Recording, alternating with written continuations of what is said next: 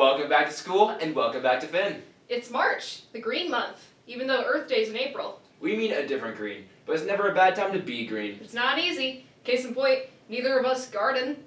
But what's definitely easier is sitting on your butt in advisory and tuning in to general news. Though the weather may be unpredictable this time of year, one thing you can always count on to bring a smile to your face is Candy Grams.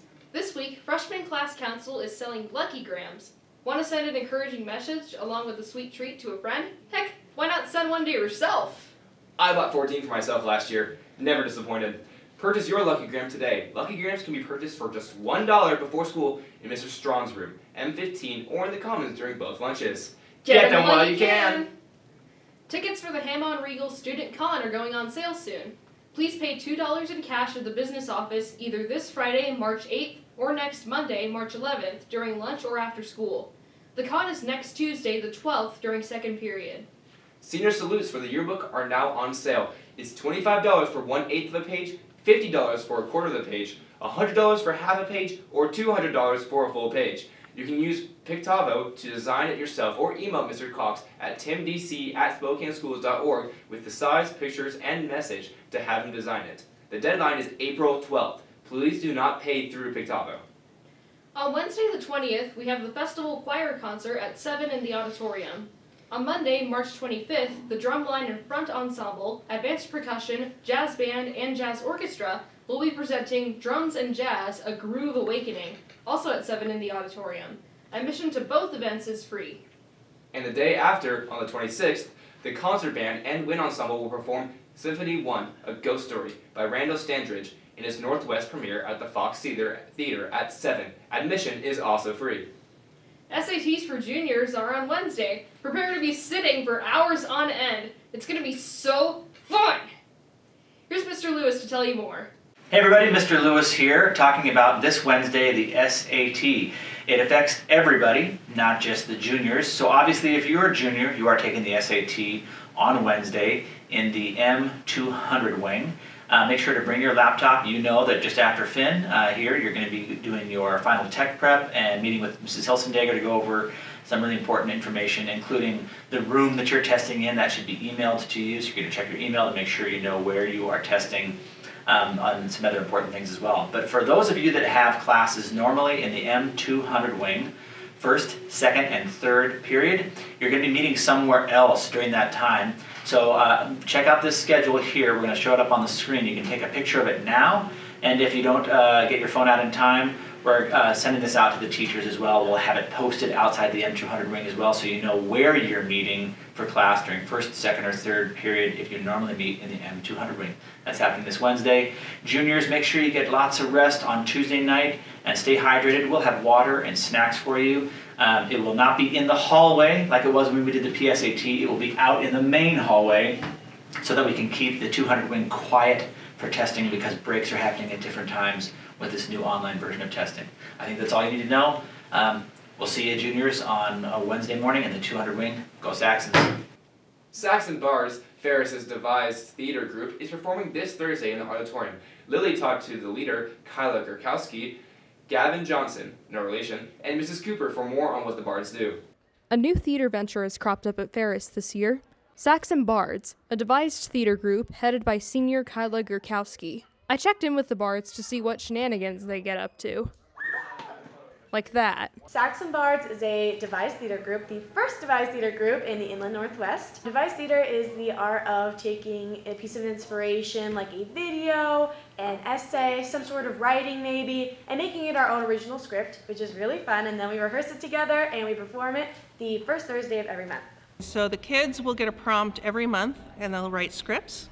They come back together and then they decide which scripts they're going to perform, and then they memorize them and costume them and do props and sets and put it all together all within a month, and then they do it all over again. Sounds a bit like Thesperados in that sense, but the Bards are functionally much different. Thesperados is improv, so improv is where there's no script at all. It's all made up on the spot, whereas Saxon Bards, we take around a month of preparation and writing the scripts, rehearsing the scripts, finding the props, getting the lights and sound cues together. It's a little bit more prep than it is actual on-stage time. Of course I was! How stupid of me! Kyla proposed the idea of devised theater to Mrs. Cooper in 2023. Well, last year at State, she took one of the workshops that was on devised theater and got really excited about it. She prepared an entire PowerPoint. It was so well done and so well thought out, and I got excited about it too. And I'm just really proud of this group, and especially of Kyla for starting this new project. As far as I know, I don't know of any other high school or theater that is doing devised theater at this time, at least in this region. I believe Seattle might have a few, but this is really very novel and new. A high-profile criminal operation involving powerful figures. And it's a lot of work, it's a lot of preparation, but I'm feeling really good about it. It's always super fun. The scenes are funny, at least I think so. The people are funny, everything's funny. Theater is really magical, and I think writing it really is like a new thing that comes to Ferris. My first year of Saxon Bards, I'm really looking forward to watching these actors grow. Some of these people are relatively new to theater, and they are already doing a fantastic job writing and acting. And writing is a big deal. I mean, you'll see actors acting out scripts all the time, but it's not every day you see an actor acting out a script they wrote. The thing I've been thinking most about is at the end of the year, once people leave and new people join, and it becomes kind of like a thing that people can kind of get into, because this is the first year, and I think if we lay that basis for people to build off of, it'd be so fun to see new people join. First year of Bards, I'm looking forward to excitement and growing the program, to bring devised theater to the forefront and have people realize that there's a lot more options of theater, and come check it out. And these seats sorely need some butts in them. Lily Johnson for Finn. Moving on to club news. Submit entries to the Ferris Pet Photo Contest to Mr. Cox at M511 or email them to timdc@spokaneschools.org by May 9th. It's $2 for one entry or $5 for 3 entries. All payments go to the business office. Submit your work for Creative Writing Club Saxon Journal to Leo Carden at carden8492@sps81.org or Mrs. Jones in room M201 by April 8th.